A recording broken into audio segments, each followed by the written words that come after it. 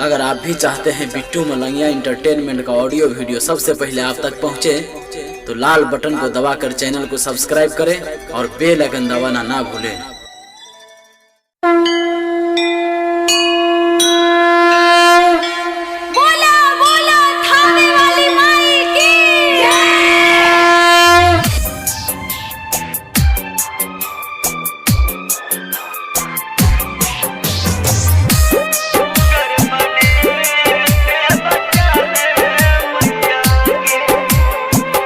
By DJ Umesh Shukripur बाजार। खन खन बाजे हमरा मैया के कंगनवा, सतमी के दिन मैया अइलू अंगनवा। खन खन बाजे हमरा मैया के कंगनवा, सतमी के दिन मैया अइलू अंगनवा। कहा हमर उजरल जिंदगिया बसा दे मैया गे, हमर उजरल जिंदगिया बसा दे मैया गे। आए दुनिया में मैं ज्योति भेजल तो टूगर बने से बचा ले मैया गे।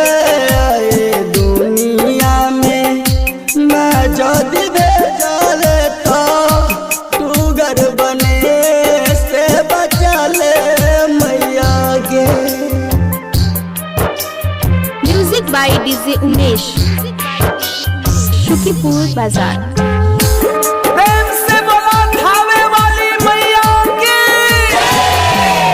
कुछ आवे समझ में मैया हम की करूँ, मन रहे रहे करैया तोहर चरण धरू।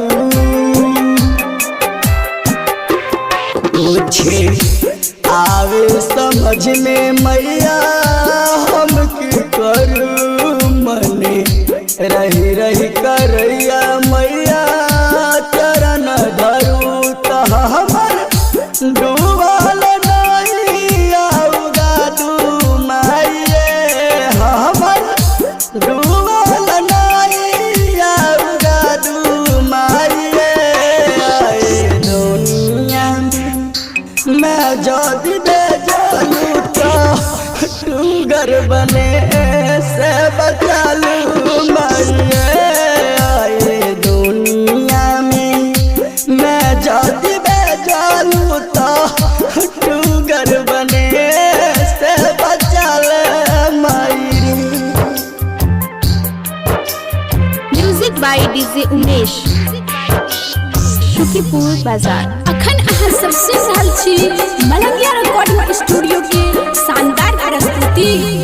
अब सहल न दुख मैया साए गे, सरुज सारन भजनिया गाबाई गे।